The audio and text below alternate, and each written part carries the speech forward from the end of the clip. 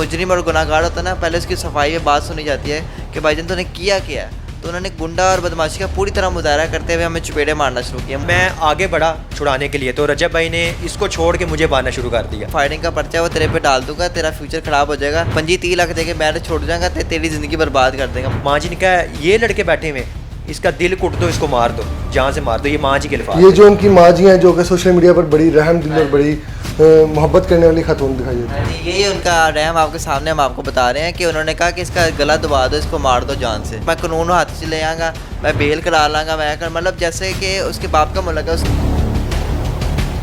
अस्सलाम वालेकुम जी, आप देख रहे हैं GNN और मैं हूं तैयब सरी। नाज़रीन, मारूफ यूट्यूबर रजब भट्ट की जानिब से 2 लड़कों पर जो है वो तशद्दुद किया गया है, उन्हें तशद्दुद का निशाना बनाया गया है। हमारे साथ वो 2 नौजवान फराज और उसामा मौजूद हैं, जिनका कहना है कि रजब भट्ट ने हमें अपने गढ़ बुलाकर जो है वो अपने बहनोई और अपने गार्ड की मदद से जो है वो तशद्दुद का निशाना बनाया। इनसे जानते हैं कि सारा मामला है क्या, क्यों रजब भट्ट की जानिब से जो है वो इस तरह इन पर जो है तशद्दुद किया गया।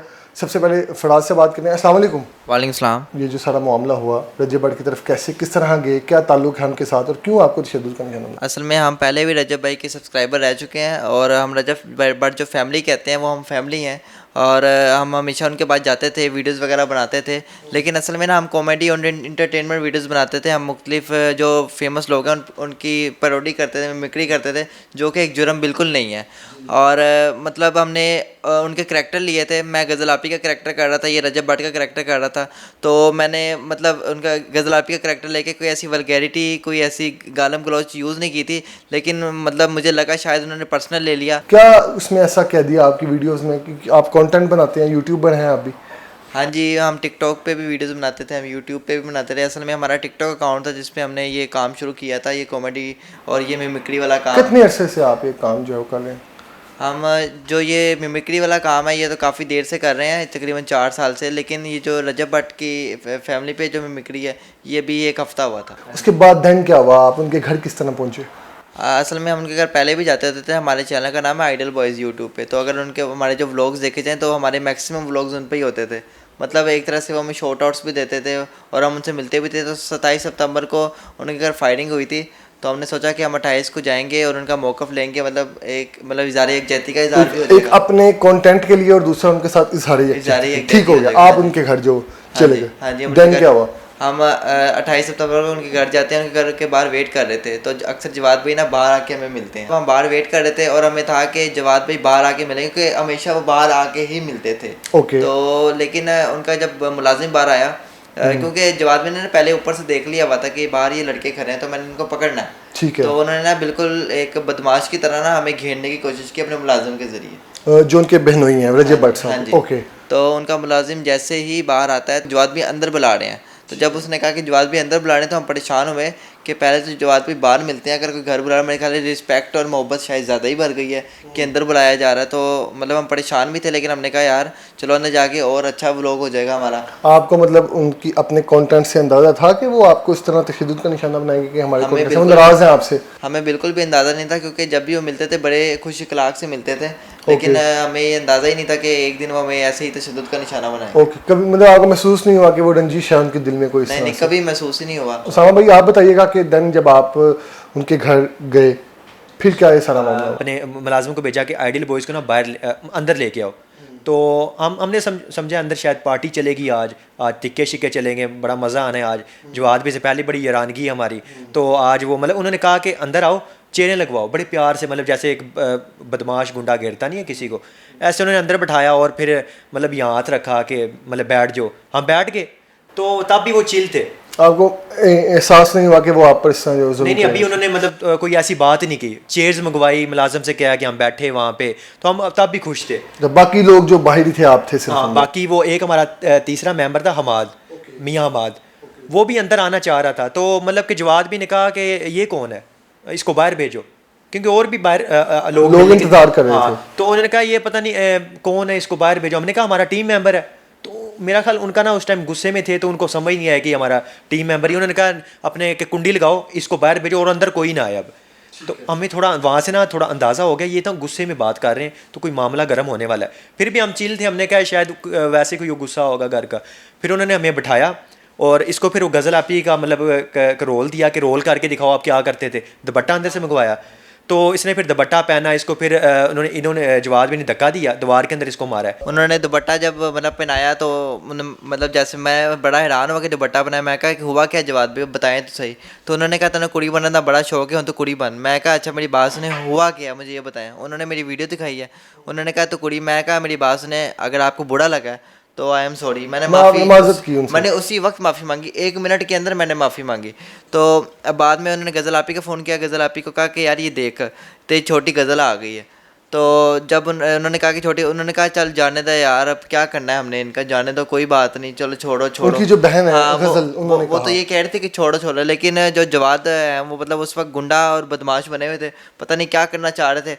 तो मैंने उनको कहा यार हमें छोड़ दें, अब आपने हमसे क्या निकालना है। कहते वीडियो डिलीट कर। मैंने अपने दोस्त को कॉल की, वीडियोज़ डिलीट कराई। मैंने कहा अकाउंट भी डल कर दे। तो मैंने कहा जवाद भी अब सब कुछ ख़त्म हो गया, अब हमें जाने दें। तो उन्होंने कहा नहीं ऐसे नहीं, सॉफ्टवेयर अपडेट होकर जाओगे। ठीक है। तो रजब भट्ट भी उस दौरान वहाँ पे थे? नहीं, अभी जवाद भाई थे वहाँ। ठीक है, फिर क्या हुआ? तो जवाद भाई ने ना रजब भट्ट को कॉल की है। जवाद भाई ने जैसे रजब भट्ट को कॉल किया तो कॉल के 15 मिनट बाद उन्होंने मतलब वो रजब भट्ट आए हैं। तो जवाद भाई ने पहले कॉल पे बता दिया था कि मैं बंदे टक लेने आ जा। तो पूरी तैयारी के साथ आए थे रजब भाई। और रजब भट्ट ना पूरी तैयारी के साथ आए थे, पूरा गुंडा और बदमाश बन के आया था, मतलब साथ अपना गार्ड भी था और 2 और बंदे थे। तो जब वो अंदर आया तो ना उसने, जवाद भाई ने कहा ये 2 लड़के हैं, तो ना उसने आओ देखा ना ताओ देखा, जैसे रजब भट्ट ने खुद कहा है।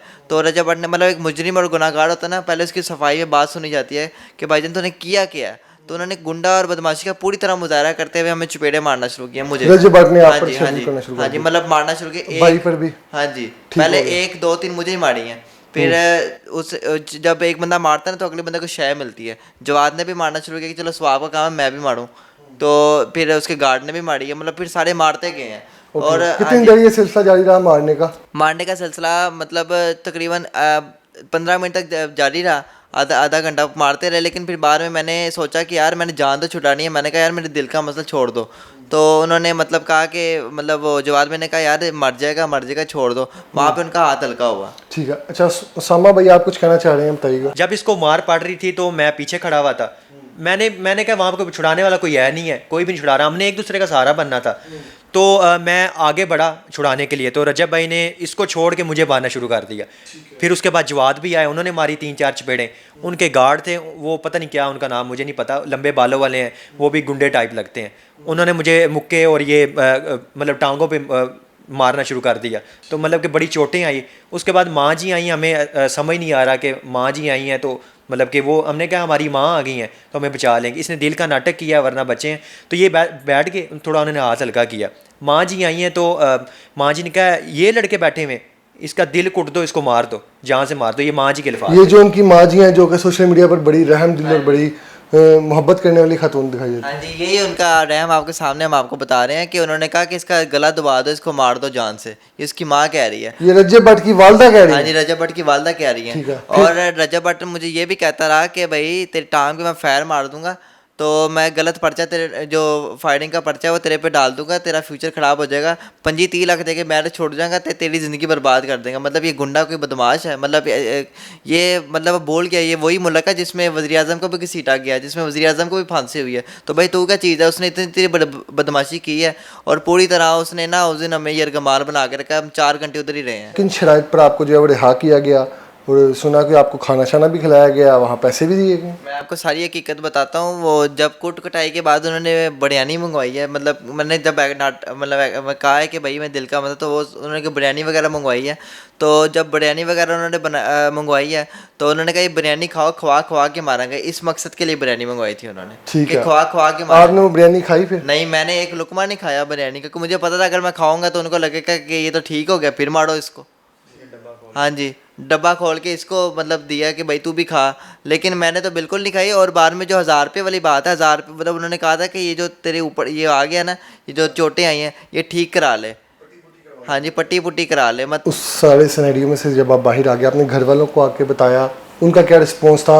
या घर वालों ने कहा हो कि हम कानूनी कार्रवाई करते हैं, पुलिस में एप्लीकेशन देते हैं, कानून से मदद लेते हैं? असल में ना हमारे घर जो है ना, मतलब ख़ानदान वाले बड़े शरीफ हैं, तो सादा से लोग हैं। ठीक है। हाँ जी, सादा से लोग हैं। जब मैं घर गया ना तो मतलब मैंने पापा को बताया तो उन्होंने कहा ठीक है दे देते हैं FIR वगैरह, लेकिन तुम पे भी FIR वो पैसे लगा के डाल सकते हैं क्योंकि उस पर पैसे, उसके पास पैसे ज़्यादा हैं।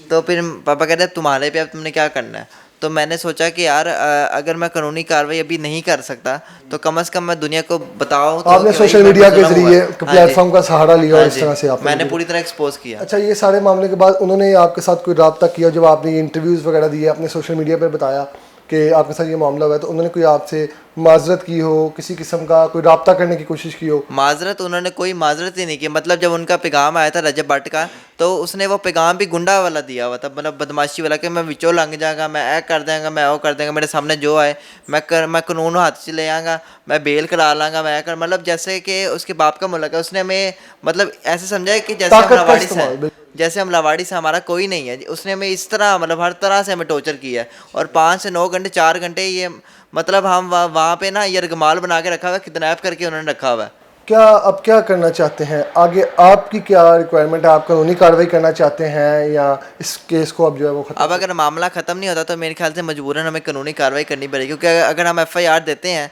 अभी तक हमने ना कोरा घूंट पिया हुआ है, अभी तक कोई एफआईआर नहीं दी। लेकिन अगर एफआईआर देते 6 पर्चे इन पे भी डलते हैं, और अगर गलती से कोई पर्चा हम पे डालना नहीं डलेगा, लेकिन आगे देखते हैं कि अगर पैसा चलता है कि क्या कि ये जो जुल्म के खिलाफ हुआ था वो चलती है। ठीक और है। आगे ये देखेंगे अब सुलह सफाई की तरफ बात जाती है, कानूनी कार्रवाई होती है। आपको आला हुकाम से क्या अपील करेंगे? मेरी आला काम से ये कि अपील है कि अगर आईजी पंजाब तक मेरी आवाज़ जा रही तो मैं आईजी पंजाब के सामने बैठ के ये बात करने को तैयार हूँ कि आपने जैसे कि कहा था कि गुंडागर्दी और बदमाशी यहाँ पे ख़त्म हो गई है, तो गुंडागर्दी और बदमाशी यहाँ पे ख़त्म नहीं हुई। बिल्कुल एक आज़ाद तरीके से लोग गरीब को मारा जा रहा है, और मतलब गुंडागर्दी और बदमाशी का पूरा इतना लोगों को पैगाम भी दिया जा रहा है। अगर और ये जो रजब है ये प्रैंक के ज़रिए मतलब बदमाशी और दिखाता था, लेकिन ये जो अब रियल में अपनी बदमाशी दिखा रहा है, तो लोगों पे क्या असर जाएगा? 3 मिलियन जो सब्सक्राइबर है उनकी आंखों में जो पट्टी बांधी हुई है, मेरे ख्याल से अब तो वो तो खुलनी चाहिए कि ये गुंडा और बदमाश है और बदमाशी को प्रमोट कर रहा है।